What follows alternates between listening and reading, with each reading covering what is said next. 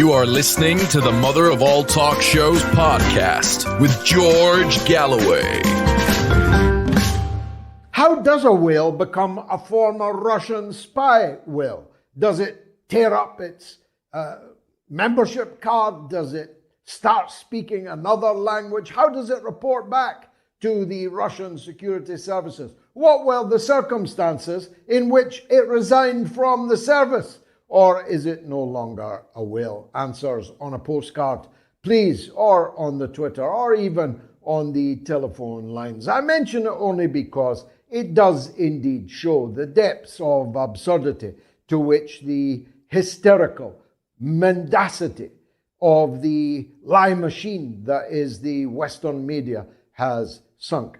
The same BBC apparently alleged that Roger Waters had a balloon of a pig flying above his concert in Berlin, adorned with the Star of David, the Jewish religious symbol.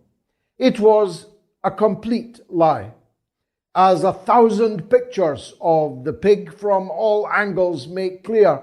No such horrific image was ever present in the auditorium. It is telling that such a brazen and gigantic, and I believe grave, defamation could be carried on the British state mouthpiece BBC without consequence, without an apology, without a retraction. The claim is still there, I'm told. And yet, in a way, we can be shocked but not surprised. The effort that is being made to destroy the reputation and destroy the career of the legendary Pink Floyd singer, songwriter, and musician is truly mind-blowing. It is Jeremy Corbyn to the power of 10. It is an international effort to destroy someone for no other reason than that he has dared to speak up from the considerable platform that he commands against pet narratives of the Western oligarchies on the war in Ukraine, on the attempt to invade and occupy and destroy the Syrian Arab Republic, and on the issue of Israel-Palestine. They try to tell you that Roger Waters is a fascist. I read it all day and every day. Roger Waters' father died fighting fascism in Italy in the Second World War. Roger Waters has written and performed some of the most magnificent anti-fascist music that the English-speaking world has ever seen. And that's why he's packing them out all over the world on this tour, and he's in his 70s. Sorry, Roger, if you didn't want that to be known. This man is an icon, a hero to tens, maybe hundreds of millions of people. In Sao Paulo in Brazil, they've just had to put on an extra night. So many people wanted to pack into the auditorium there. In Berlin, he performed a part of his show that he and Pink Floyd before him have performed for decades, called The Wall. You get it? Another brick in the wall. It is an anti-fascist parody, particularly appropriate in Berlin, of all places, I would have thought. Both ancient and modern Berlin, both 1933 to 1945 Berlin and 2023 Berlin.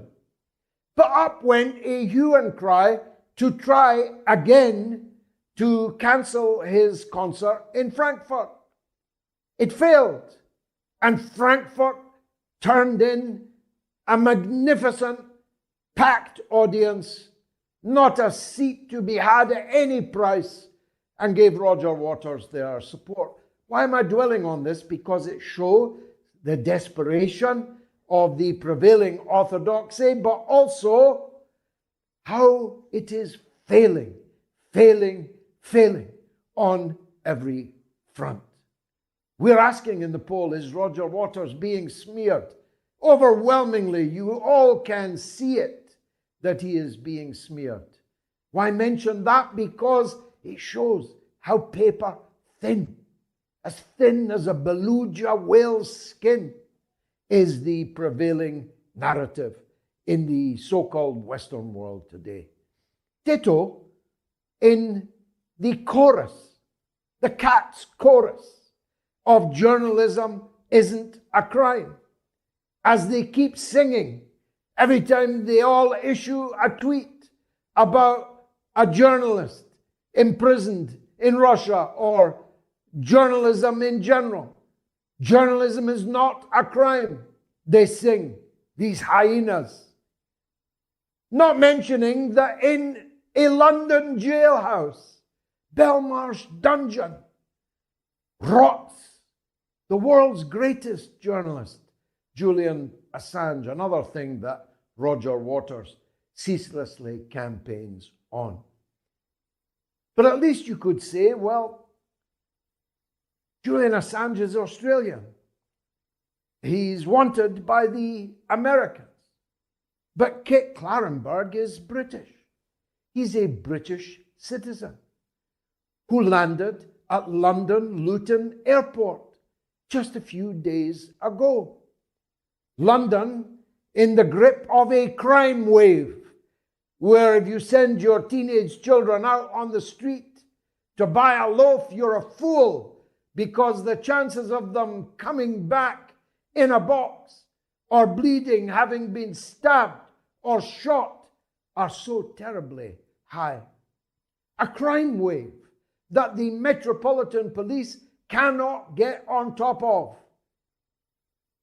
6 of the Metropolitan Police's finest plainclothes officers, 6 of them, were waiting at the foot of the aircraft steps to pounce on a British journalist, a regular guest on this show, Kit Clarenberg, where they questioned him for 5 hours in an interrogation room under the anti-terrorism laws, asking him his views on, inter alia, Rishi Sunak.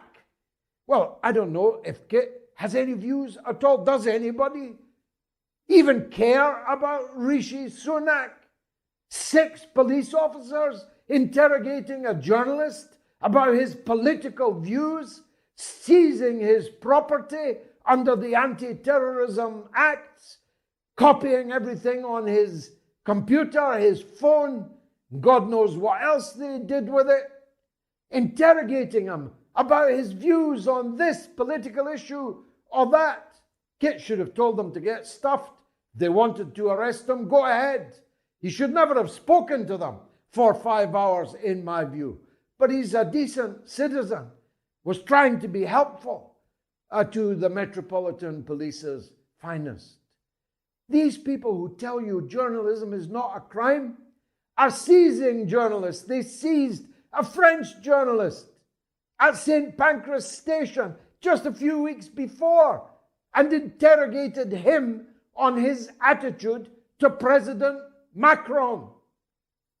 Thank God they didn't interrogate me on that subject, or half of England for that matter. What business is it of the Metropolitan Police what Kit Clarenberg thinks about Rishi Sunak? Unless, of course, we have now officially become a police state. I can live with that because I don't live there. Be a police state if you want to, but don't at the same time pretend that you're a free country, that you're a democratic country, that you're in fact fighting wars and getting ready to fight more for freedom and democracy. That just makes you a complete hypocrite. Capital H, hypocrite.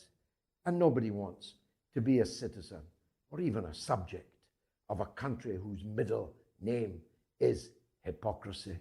The Americans have let it be known that they do not approve of American weaponry and war materiel being used by the Ukrainian regime to mount attacks on old age pensioners and people tending their allotments on Russian territory. Joe Biden said it was an escalation too far. Macron says, look, we need to negotiate with President Vladimir Putin. We live in a country, in Britain, which thinks the opposite. James Cleverly, the Foreign Secretary of Great Britain, in the past, a personal friend of mine across the political aisle, he stated in public, bluntly, that Kiev was right to launch military attacks on the Kremlin to kill the president of the Russian Federation, military attacks on the gardeners in the allotments, drone attacks on old age pensioners' housing on the outskirts of Moscow. James Cleverly supports that in public. This is a declaration of war, James. As former President Medvedev made clear, this now makes you, and sadly us, the British, a party to the conflict. If it's legitimate to launch attacks on Putin in the Kremlin, it's legitimate to launch an attack on Rishi Sunak in number 10 Downing Street. Don't you see the road that you have gone down and where it leads? Don't you see that it takes two to tango? That if you've declared war on Russia, they're going to declare war on you? Or are you too uncleverly to fully understand that? Now, I don't want to see Rishi Sunak with a missile, a caliber, going down his chimney pot in Downing Street. No, not least because it would harm and kill people I know that work there as police officers and so on.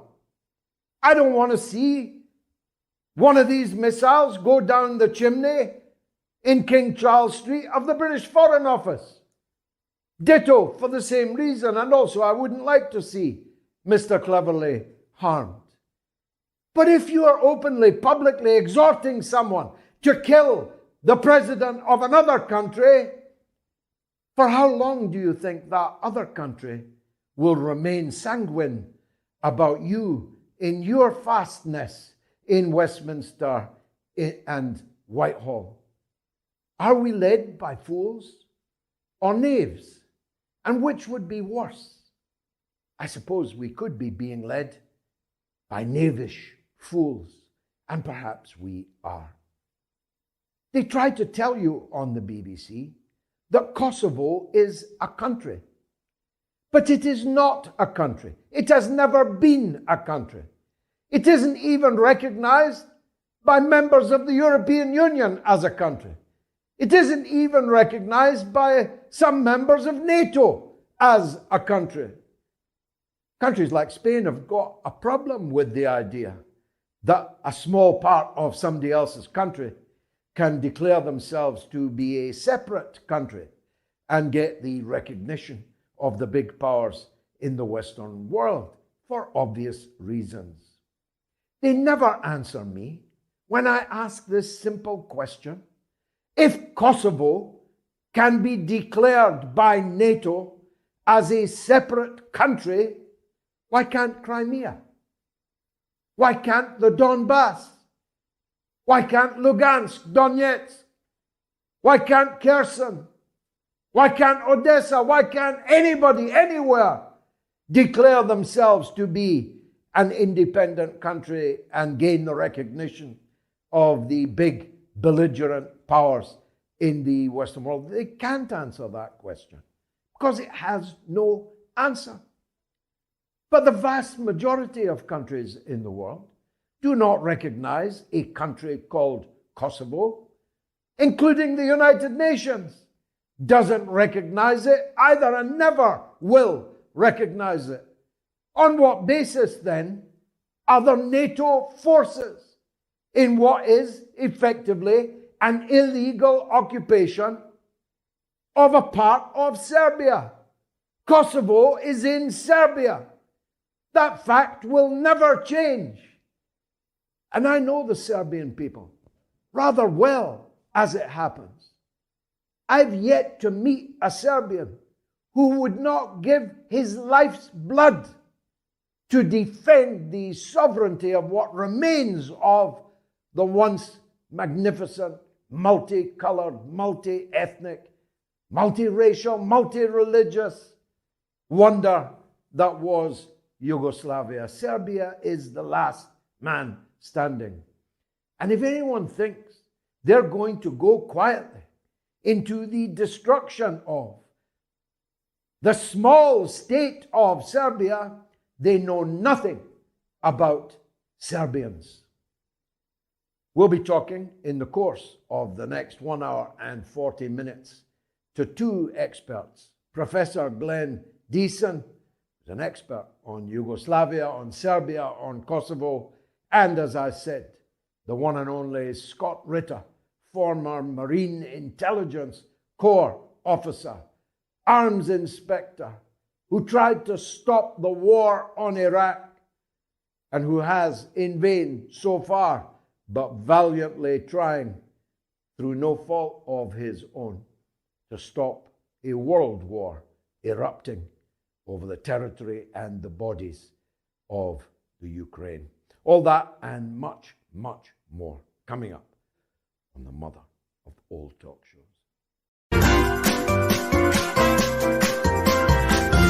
You are listening to the Mother of All Talk Shows podcast with George Galloway. Now, I've been trying to stop wars with Scott Ritter for more than 20 years, getting on for 25 years. It's not going that well, but not for the want of both of us trying. Scott Ritter, former Marine Intelligence officer, a man who knows the horrors of war, has just returned from Russia, where he was touring for peace. Let's hear, first of all, how that went. Scott, welcome back to the mother of all talk shows. More and more Americans, by the way, are choosing to stay in Russia. I see my good friend Tara Reid, the whistleblower from Joe Biden's private office, has now decided to go and live there. Mr. Snowden, of course, the whistleblower of note, who has told us so much about how the security state spies on us and sets us up in various ways, and some others that I've seen recently, actors and the like. Your reception in Russia seemed to be a good one. Did you ever think of staying? Absolutely not. I mean, the reception, of course, was very good. But I'm an American. I'm an American patriot. This is my country. I love my country, and I defend my country. And there's various ways of defending your country. And one of the best ways of defending your country is to try and fix it when it's broken. And America's broken right now. But as an American patriot, my duty and responsibility is to stay here at home and try to fix that which is wrong, to try to cure that which ails us, not to run away. I'm not denigrating the choices made by others. Free will is a thing, but my duty, my responsibility, my loyalties are to the United States of America. That doesn't mean that I can't travel to places like Russia, seek to reach out to the Russian people, to get a better understanding of the Russian nation, of the Russian soul, to capture that experience and to bring it back to the United States in an effort, an uphill effort, but an effort nonetheless to try and change the mindset in this country about Russia so that we don't waste our resources, squander our efforts in futile and dangerous conflict with Russia where none needs exist. We'd be better off turning our efforts inward to fix the many problems that exist in this country and to find a way to live in peace and harmony with with the Russian nation, which is a great nation populated by a great people. Amen. Where did you go and what did you do there? Well, the primary mission of this visit was a book tour. I've written a book, Disarming the Time of Perestroika, that not only I think captures a very important time in history, that is the implementation of the first ever nuclear disarmament treaty, the Intermediate Nuclear Forces Treaty. And I remind people that not only did we get rid of nuclear weapons, but it was done in an environment that in some ways parallels the tension that exists today, in other ways exceeds it. It was you know this, George, you know, in the 1980s, how dangerous it was between the United States and the Soviet Union. And yet, through the Intermediate Nuclear Forces Treaty, through arms control, we found a way to come together and work cooperatively, as friends even, to get rid of these weapons. So the book isn't just a piece of history. I call it a template of hope. When people say, how can we get out of this mess that we're currently in? I say, we have an example, my book. And book was published in Russian by Komsomolskaya Pravda. And I had the opportunity to go to Russia on a tour, an extensive tour, 12 cities over the course of 26 days, and bring this book to the Russian people. And in doing so, engage in some very meaningful conversations. It's not an easy topic. The Russians feel betrayed by the West. There is not the trust that used to exist. There's a lot of bad feeling between the Russian people and the governments of the West. But there's also a lot of kindness in their hearts and a willingness to work with the people of the United States, the people of the West. So I went to Novosibirsk, third largest city, fastest growing economy in Russia. If anybody thinks sanctions is having an impact on Russia, I'm just here to tell you that it's not. I witnessed a vibrant, vigorous, thriving nation. The economic engine's in full swing. There's construction everywhere. It's a nation that's alive, that's thriving. I went to Irkutsk, the history and the beauty of that part of Siberia. St. Petersburg. I've never been there before, and every stone in that city is soaked in the blood of people who died in the revolution, people who died during the Second World War. It's a city that screams history. You have to see the city to understand Russia. I went to Moscow. I was in Moscow during the Victory Day parade. It's not a propaganda exercise. It's a genuine expression of the patriotism of the Russian people, and that was made clear to me by what I saw. I traveled to Ekaterinburg, the place where, of course, Tsar Nicholas and his family were killed. It's one of the largest growing economies in Russia today. It's home of tremendous industry and history. I got to go back to Vodkinsk, where it all began, the city where the arms control treaty was implemented, where I spent 2 years of my life going there. Kazan. You want to talk about some interesting? I went to Kazan and Grozny, two Muslim nations. And the relationship between the Orthodox Russians, deeply religious people, and the Muslims of Tatarstan and Chechnya are amazing. They live side by side in peace and harmony. It's a lesson to anybody who doesn't think that Christianity and Islam can peacefully coexist. Volgograd, the history of that battle, formerly Stalingrad, to see the Motherland Calls statue at Mamayev Kurgan and just feel the shudder down your spine as you understand the scope and scale of the sacrifice that was made by the Soviet people in defending their nation against the scourge of Nazi ideology. I went to Grozny, as I said, to meet the Chechen people. I went to Sevastopol on Crimea to see that. And I finished up in Sochi. Sochi, a city that has been built, redefined through billions of dollars of investment. It's still growing. It's a top-notch city.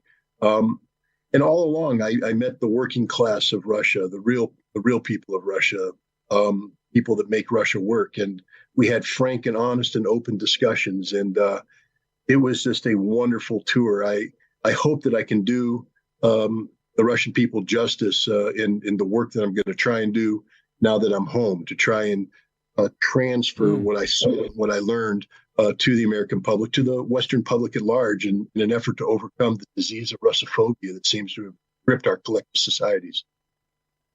Well, you're doing it here very well. Jenny in the YouTube chat asks, did Scott get any hassle on his return at the airport. Did you? Yeah, of course I did. But I will say this: it was expected. You can't be somebody with my profile, my background, and travel to Russia and not be expected to be subjected to some severe questioning upon return. But I will say this about the Customs and Border Patrol officers that I dealt with: they were extremely professional, they were courteous, they were cordial, and they were professional. And there was no, this wasn't, something done with bad intent. They were doing their jobs. They did their jobs very well, and we parted on very good terms. There's no resentment on my part for anything they did. I mean, it was inconvenient to be held up for several hours, but that's life. Let's turn to the war. The tactics seem to be, I mean, the spring counteroffensive never happened. Maybe it'll be a summer counteroffensive, maybe a winter one, maybe it'll never happen. But the spring one didn't happen. But new tactics were deployed. The Russians called them terrorist tactics, and some of them undoubtedly are. They would meet any objective criteria for terrorist acts.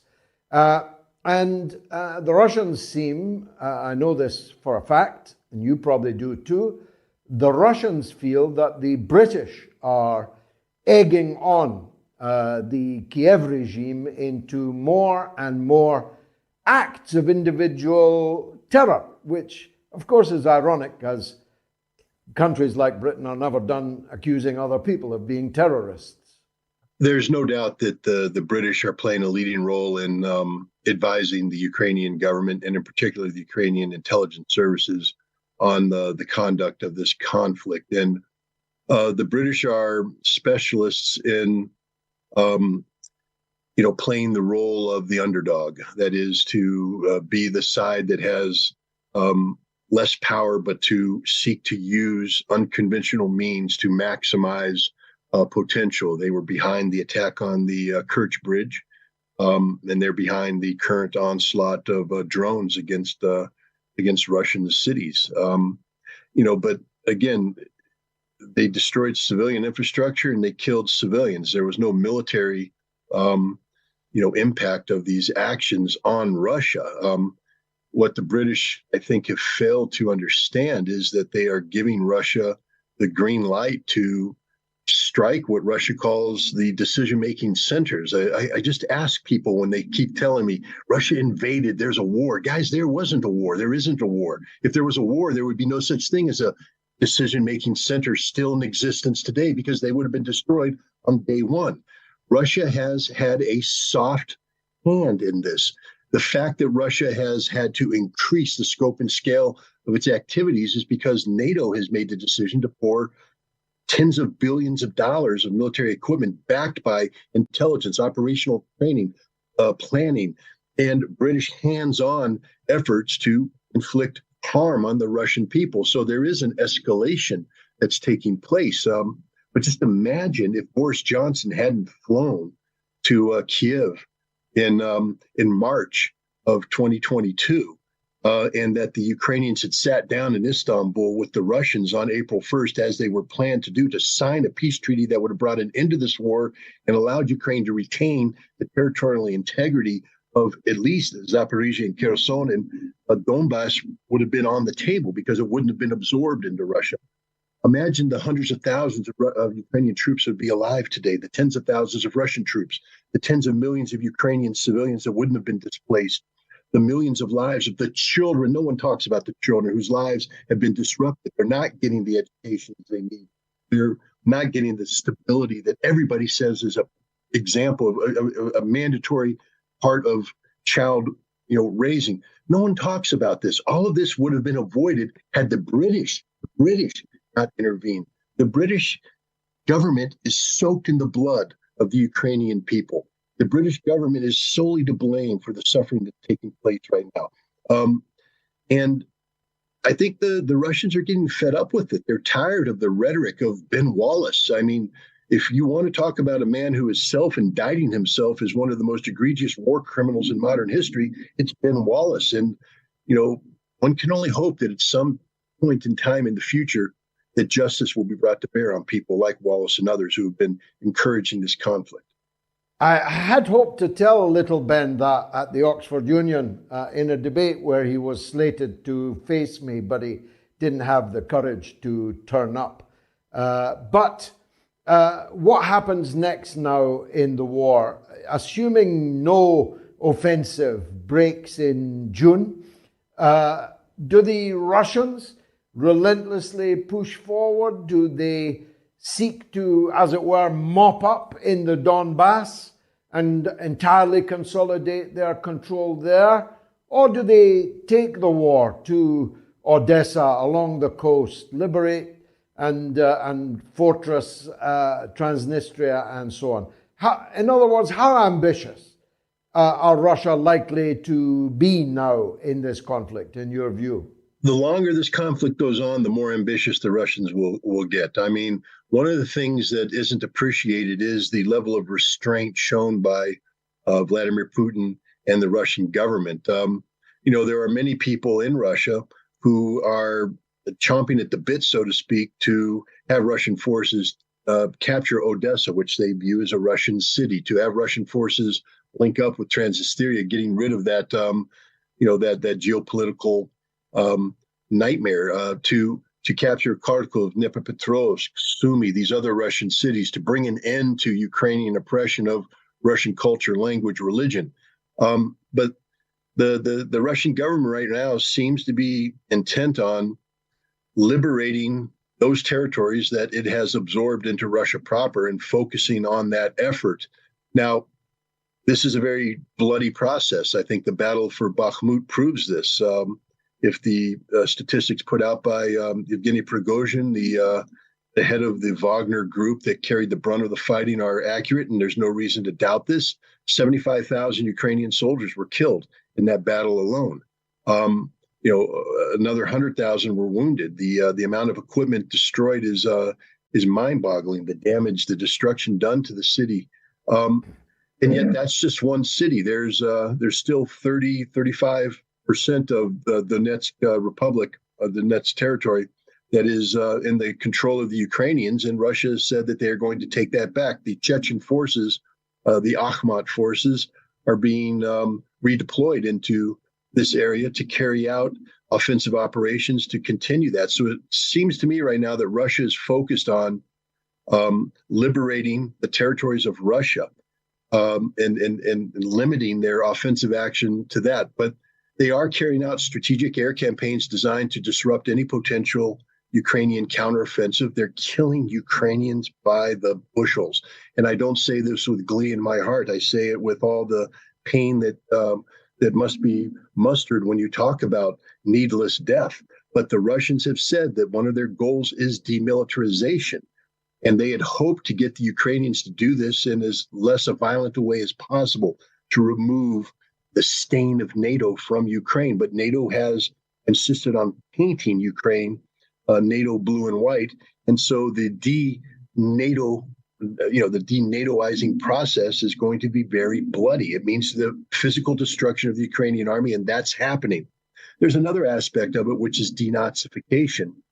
And I think this is going to require the collapse of the Ukrainian government, but Putin doesn't seem to have committed to this, that there is still the potential, at least it appears, for a negotiated settlement if Ukraine is willing to accept the reality of what Russia has accomplished.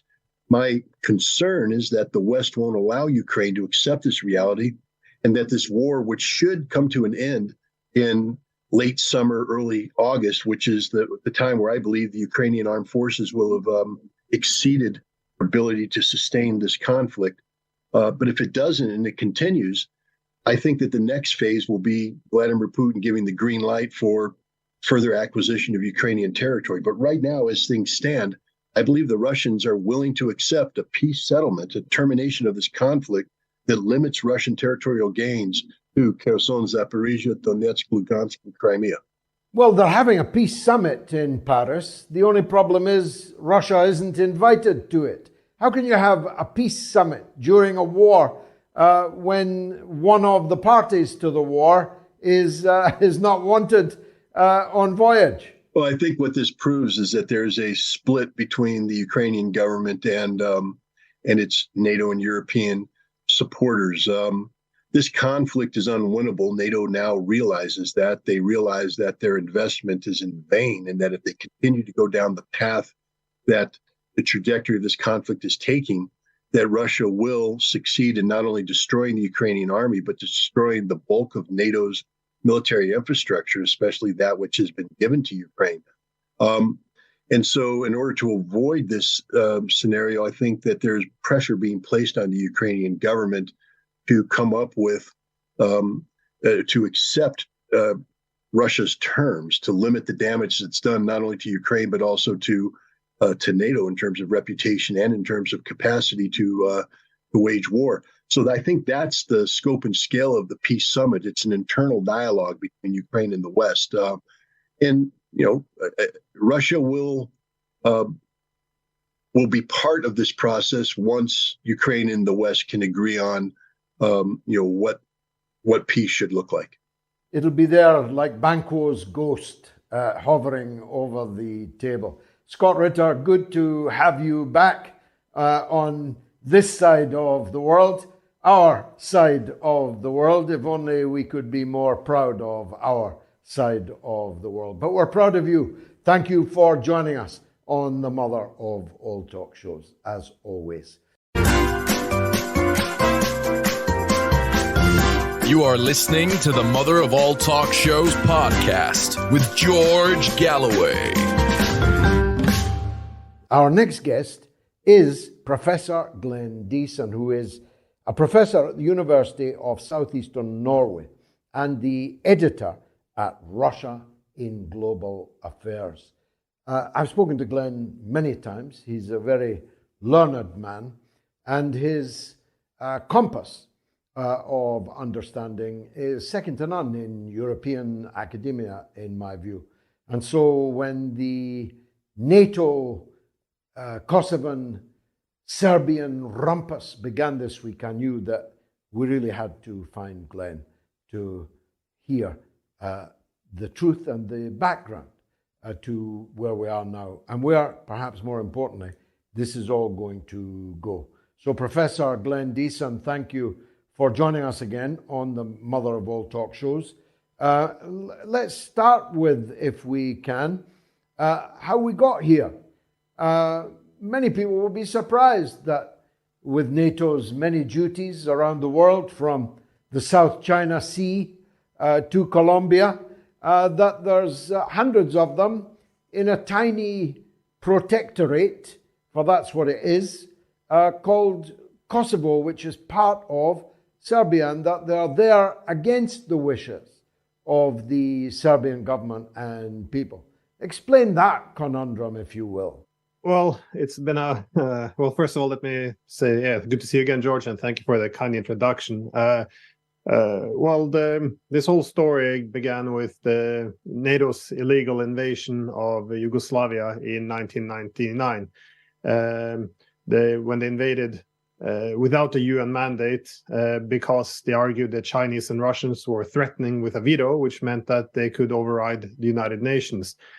Also it's worth noting that even Henry Kissinger pointed out that NATO was looking for an excuse to bomb by effectively sabotaging their own peace accords with the Serbs.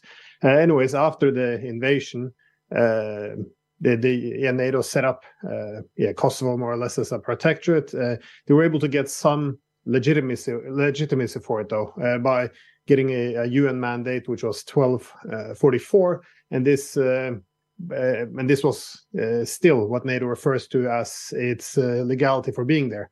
However, this mandate recognized the territorial integrity of Yugoslavia, which is now Serbia. But what happened over the next year, since 1999, was the Serbian population in Kosovo was largely ethnically cleansed. They were all pushed out, except for the north. In the north of Kosovo, it's still a Serb majority, and this has been what NATO sees as a challenge, because NATO then illegally recognized the independence of Kosovo in 2008. they still rely on the mandate 1244, which recognizes the territorial integrity of Serbia, but nonetheless, they have violated that mandate themselves. So anyways, over the next few years, the EU attempted to normalize relations between Serbia and Kosovo, which Serbia and the UN doesn't recognize as a state, which was in 2013. And this is part of the format was to have this community of the Serbian municipalities in northern Kosovo. However, a decade later, the government in Pristina never implemented the agreement and has been trying to cement its control over the north, which of course the Serbs would fear. That brings us to the conflict we're currently at. Exactly. And you and I both know the Serbian people. When Djokovic wrote on the front of a television camera, Kosovo is the heart of Serbia, he meant it. And all Serbs mean it. They cannot possibly allow further dismemberment of what is now merely a rump of what once was Yugoslavia. No, and that's also been part of the strange position of NATO, because the NATO forcefully took Kosovo from Serbia, which was the first time after the Second World War, we changed the European borders by force. But when we speak of the northern parts of Kosovo, the NATO countries have been quite opposed to allowing it to stay in Serbia. So they're suggesting that northern Kosovo secession from Kosovo is not permitted, even though technically they wouldn't actually secede because they're really a part of Serbia. So it's a big game of who's allowed to secede and who's not allowed. So it's very strange. Difficult game they're playing. It's effectively similar as what's happening in Bosnia. Strange indeed. Strange indeed, though, Glenn. Let's as it were, pan out a bit. Who is allowed to secede and who is not allowed to secede? So Kosovo is allowed to secede, but Catalonia is not, and Crimea is not. How do Western politicians and your academic colleagues square that circle? Because it frankly sounds absurd to the ordinary person. Yes, and well, it is absurd because what they effectively did was introduce this principle of self-determination, that this should be allowed to override territorial integrity. So now you've introduced two competing concepts. You have territorial integrity or self-determination. And which principle should work or should it go with? And it turns out that, whatever power interests would dictate. So, for example, in Kosovo, we need secession. In Crimea, no, it's territorial integrity. In Taiwan, they're pushing towards secession. So it's all very much, presenting two different competing concepts and then choosing the one that fits their interests. So people don't really appreciate how devastating this invasion was, because after the invasion of Yugoslavia in 1999, it was argued that it was illegal. It was not legal, but it was legitimate. And this is quite extraordinary, because this was when we decided to decouple legality from legitimacy. And one has to ask the question, and what makes something legitimate? Well, it turns out liberal democratic values. This is, again, a very vague reference to values, and who represents it? Well, it's the NATO countries, the US and its allies. So in other words, when making this claim, it's the West that gives itself a prerogative to create an exemption for itself in international law. So, we can interfere in the domestic affairs of other countries. We can topple governments. We can invade. We can change borders, because now we are acting, according to liberal democratic values, which allows us to exempt us from the normal international law, which other countries have to follow. So whenever we talk about this rules-based international order, this is what we're talking about, this sovereign inequality between states, and it has its foundation in what was done in Kosovo. Yes, which in turn flowed from the pen of Mr. Tony Blair and his Chicago doctrine with his terrible twin, Bill Clinton. But here I'm detecting something that I'm going to dive more deeply into on another occasion. But it does seem to me that in the Yugoslav war and the breakup of Yugoslavia, the British were far more aggressive and determined on war than the Americans were. That Blair was more hawkish than Clinton.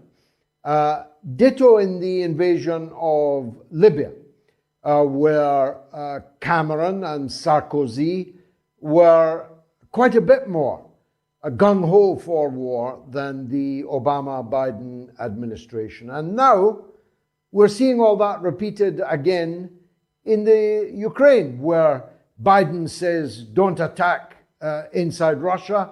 Britain says, do attack inside Russia. It's perfectly legitimate to do so.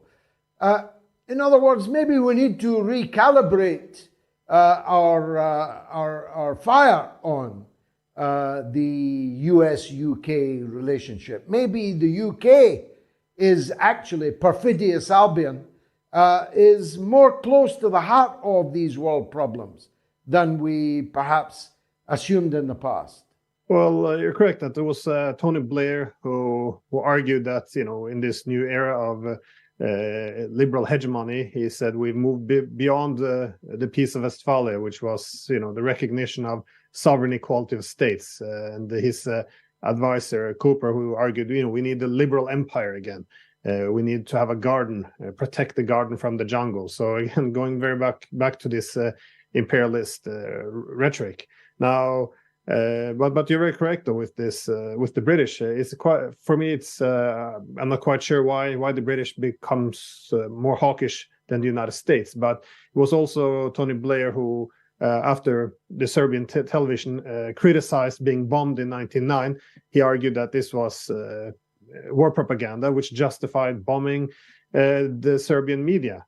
And of course, thereafter, the Americans bombed the Chinese embassy when they also complained. But we see also the same now in Ukraine, of course. It's very strange that it's always Britain who comes out the hardest.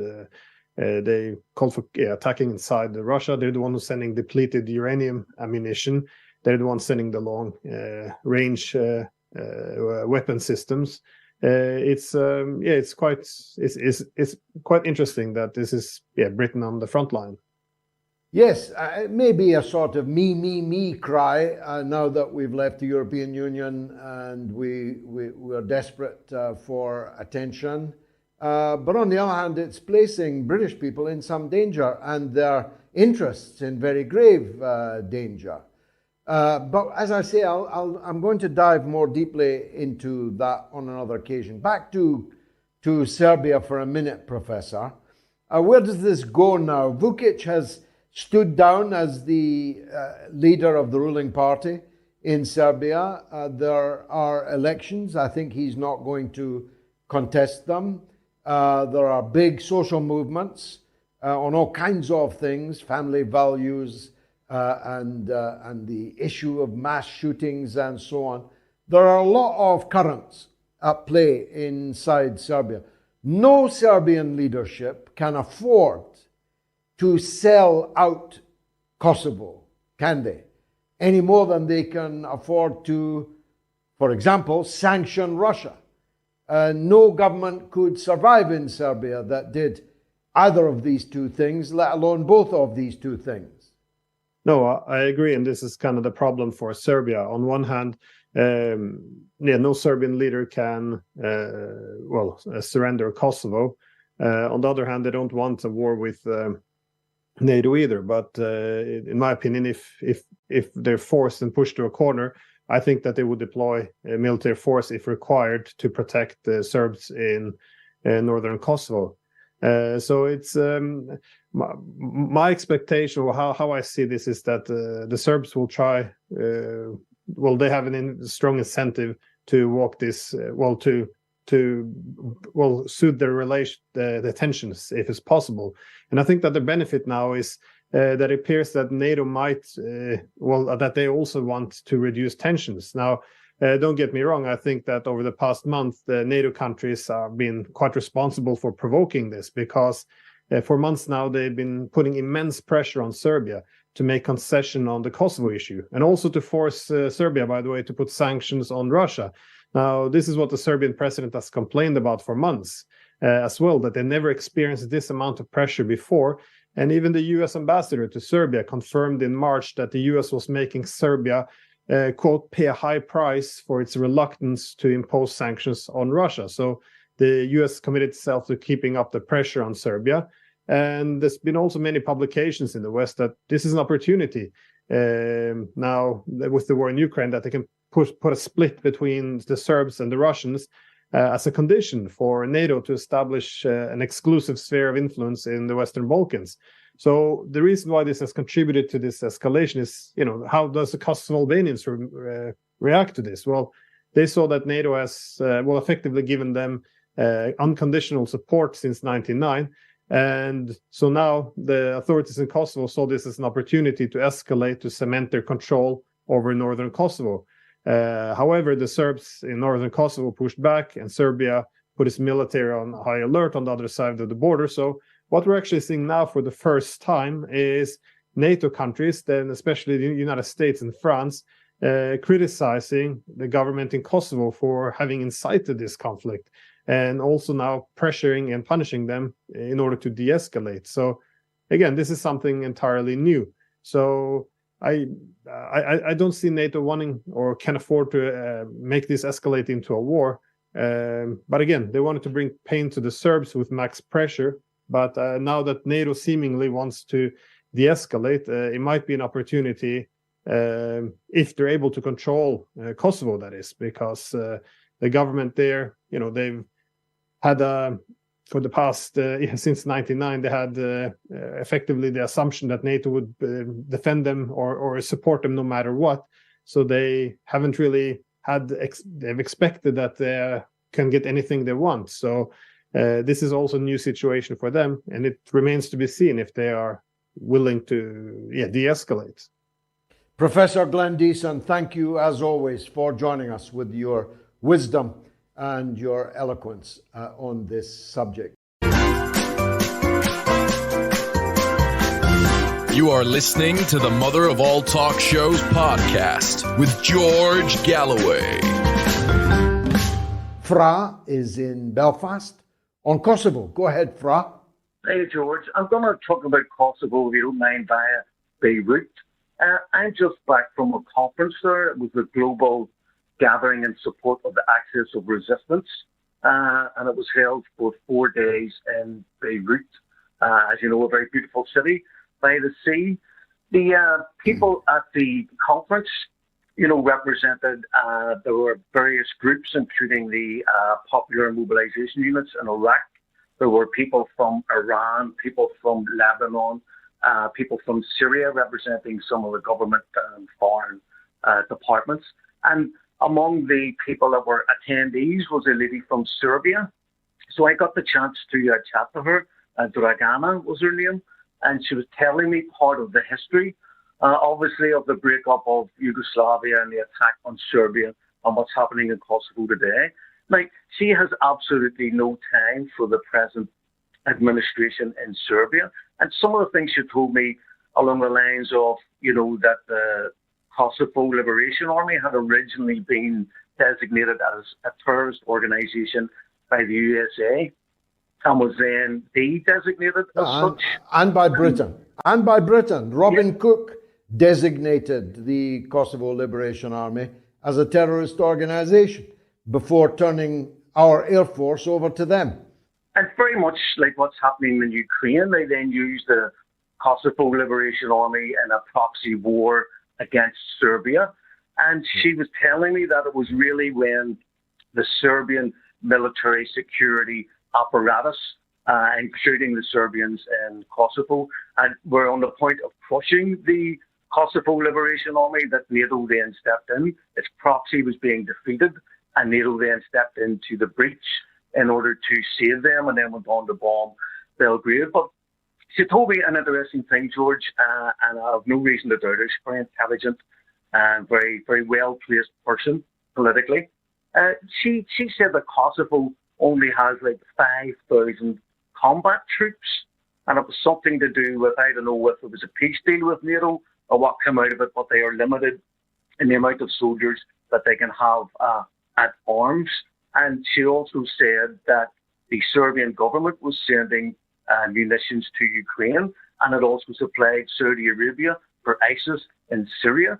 So while, like a lot of politicians say things in public, in the background, there's all these Machiavellian machinations and how they adhere in secret to be carrying out what she considered to be American policy in the region. So just wonder what you thought of that.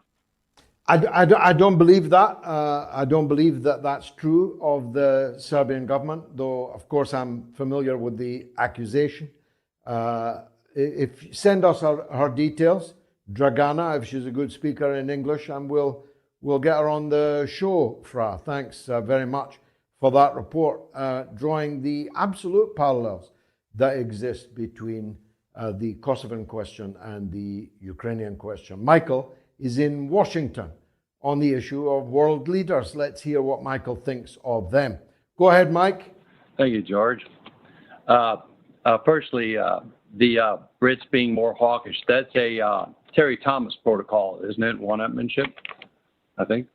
Yeah, one-upmanship in a very deadly way, making our people the number one villain in the world. That was your job, Michael, in the United States. But at least you're protected by the Atlantic Ocean up to a point, hitherto. But we're not protected at all. We're a sitting duck, a sitting target, with no means to defend ourselves beyond, if America allowed us, unleashing nuclear weapons, bringing about the complete end of our country. Some defense, that is. Go on, Mike. Well, these so-called leaders, I have two brief questions. One is that, is it possible, and you've known a lot of these guys, is it possible that in their elderly age and in their positions of power, that they have it as a fantasy in their mind playing out that if they eliminate young men, they're going to gain the limited competition and gain the admiration of young women? Is that a possibility? Well, Joe Biden likes them young, preferably children.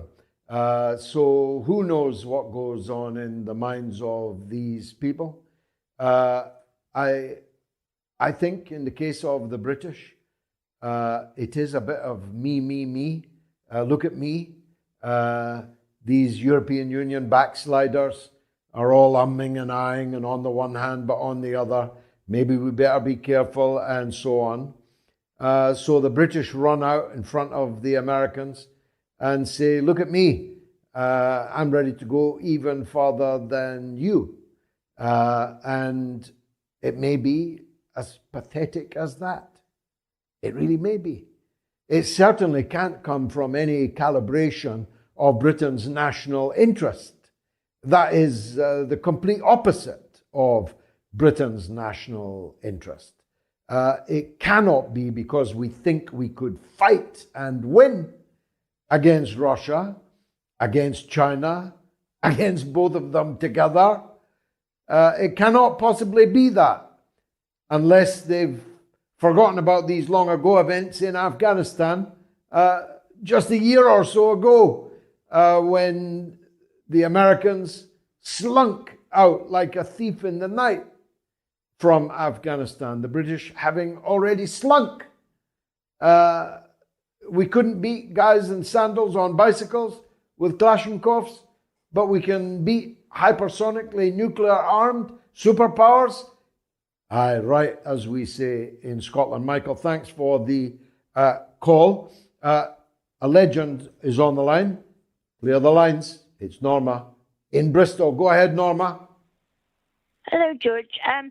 I didn't really mean to phone again, so quickly, but I'm a bit worried. You're always welcome. Always welcome. On the news today, they were talking about these Ukrainian children, many of them, that have been evacuated to Russia to supposedly summer camps, and then later their families had to travel miles and miles to get them back, and they didn't all come back. And I want to know what this is all about, because basically I wouldn't have thought it was altruistic to do that. And, it's been a bit concerning, really.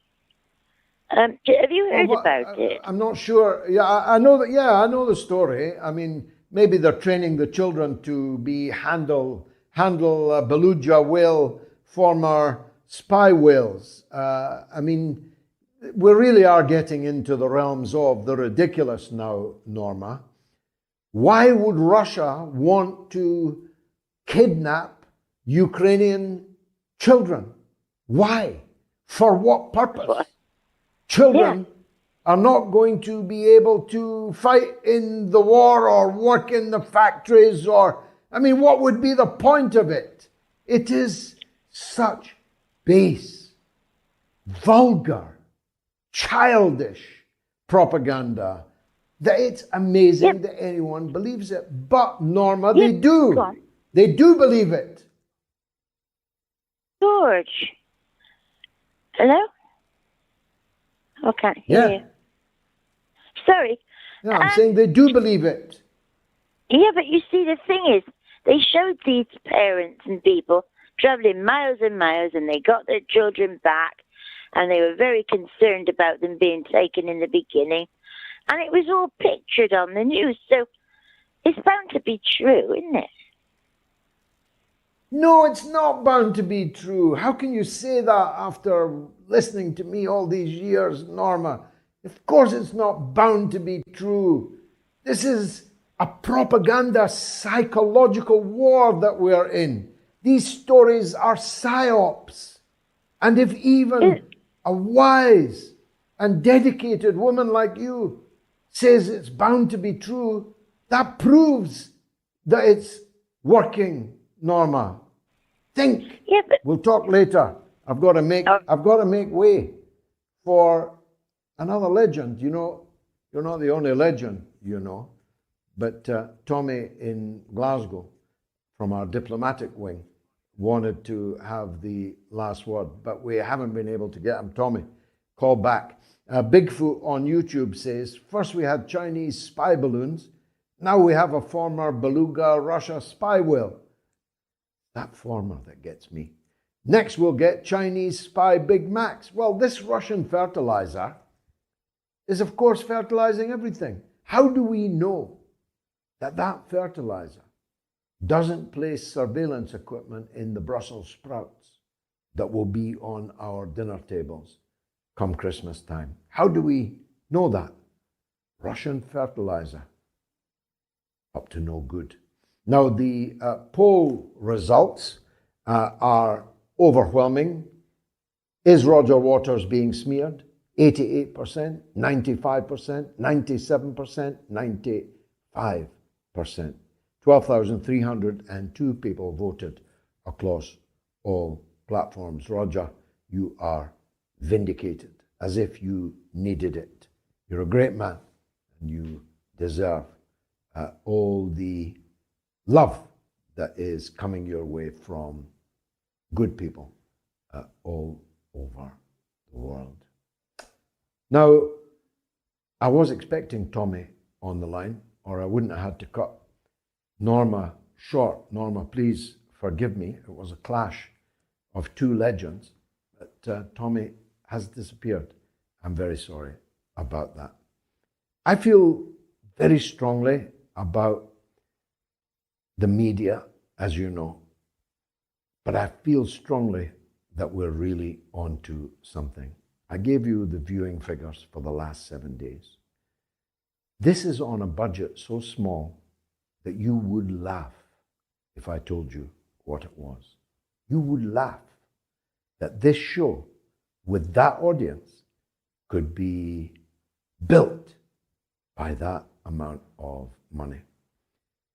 And so when I saw somebody called George Galloway had won £300,000 on a scratch card and started to get newspaper calls to ask if it was me, I thought to myself, well, good luck to the George Galloway in Glasgow that won £300,000 on a scratch card, which I had described at the time. They were launched as the crack cocaine of the gambling business. A few to which I hold.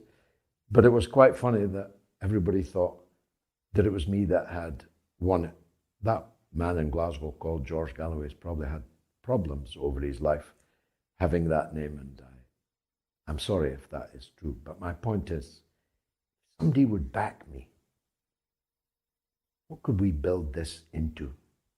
What could we build this mother of all talk shows format, brand into when we've got more than 2.25 million people watching the show over 7 days on virtually nothing, with no investment, with virtually no income? Just think what we could do if we had an anti-war chest. If you're out there and you've won a scratch card fortune, or if you're out there and you have a business that you'd quite like to be showcasing to such a large audience, please write to me at onair@moats.tv. There he is. Glasgow couple say their £300,000 win has left them in complete shock. Congratulations, Mr. and Mrs. Galloway. It couldn't have been us because we don't do it, so I'm glad that it was you. If you're out there and you can help build this Moats brand, just think what we could achieve. Because I'm not satisfied with 2.25 million. I won't be satisfied until all over the world people are making a regular date to sit down live and watch the mother of all talk shows on Wednesdays and on Sundays. I'll be back, God willing, on Sunday at the earlier time, please note, of 7 p.m. UK time, where we'll be across all these burning issues and bringing you the best guests, and guests that you'll never find on the BBC, even sitting on the back of a beluga whale. Good night.